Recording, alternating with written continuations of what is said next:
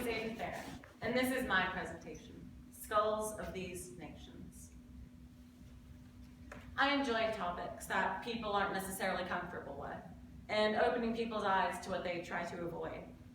Before Mexico, I had no idea what to talk about, so I thought of what I don't enjoy thinking about.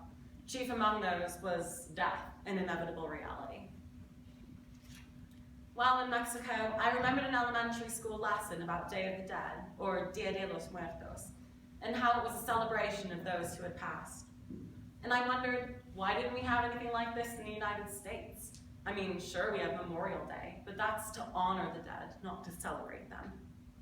After beginning my research, I came to the conclusion that different parts of the world harbor varying attitudes towards death, based on their connections to violence and to nature. Let's begin close to home in the United States. According to Steve Taylor, PhD, quote, "We live in a culture that denies death.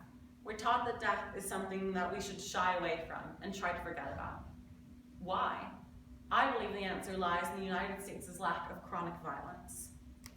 Observing the Wikipedia timeline of violent unrest in the United States, there are many events, including the Civil and Revolutionary Wars.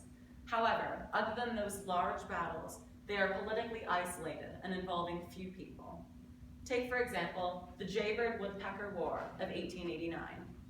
This Texan battle between two political parties in Fort Bend County involved incredibly few and killed a total of 7. This is one event of a list of similar small feuds and riots. And because of this history and lack of chronic violence and death, we've had time to develop this denial of death. But not all cultures do this. Some see death as a part of life.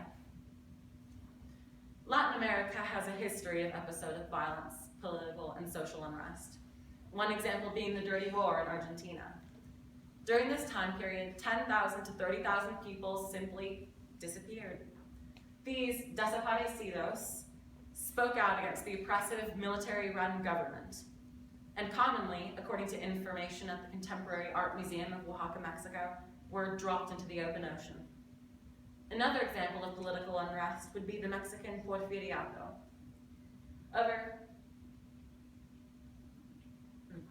Over his 35 years of governing, Porfirio Diaz prevented civil war, but with a cost. He was kept in power through persuasion, threats, intimidation tactics, the rurales, these men, who are a force of mounted police, the federal army, and assassination, according to MexicanHistory.org. Additionally, he kept the press tightly censored. The poorly divided wealth meant that in 1910, 2% of the Mexican population held all of the land, and 16% of the country was homeless due to prices rising and wages falling. Some tried to fight back, including the Yankee Indians. They fought against his government for years, but eventually were caught and forced to work on large plantations as chained slaves. People quickly learned not to fight back and ride out the violence until the end. Many Latin Americans, according to the article, The Hispanic Funeral, now see death as the soul's return to a better place due to death being a part of many of their lives. Those who haven't been able to accept the violence have begun to run. Data from the Washington Times shows that immigrants from the south of Mexico rose correspondingly with violence. According to the Council on Foreign Relations, the number of immigrants from El Salvador, Guatemala, and Honduras, the 4th, 5th, and highest murder rate countries in the world respectively, jumped from 1.5 million in 2000 to 2.7 million in 2013, many of them being illegal. Some who were interviewed actually said that the danger is very real and they will not return to their home countries for fear of being killed. Modern views of death vary greatly due to historical differences in violence. However, Indigenous Americans, a group very common in Latin America, saw death as being connected to nature, specifically the earth, the animals, the trees, and the nature spirits. They emphasize on the reunion with nature that occurs with death. In the article, Native American Spirituality, we are told that Indigenous Americans believe that all animals were once human, and after death, the spirit becomes an animal and is reunited with nature. Indigenous Americans believe the spirit lives long after the body dies, and the same article tells us that they saw life as a cycle. We are born, we live, we die, We become an animal as a spirit and are reborn again elsewhere. To them, there was no beginning called birth or end called death. In the end, we all have different views of death.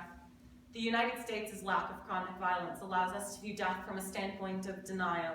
However, in Latin America, death can be a daily occurrence that they have grown accustomed to and is seen as the soul's return home. Indigenous Americans saw life as an endless loop and not a line. We all live on. The United States is beginning to awake to the idea of death, with school shootings and terrorist attacks like 9/11 and the Boston Marathon bombings becoming more visible due to mass media. People have begun to see death as more of a reality. Is death a part of the cycle of life? Is death a complete end? No one knows. So far, there is no right or wrong answer, and there may never be.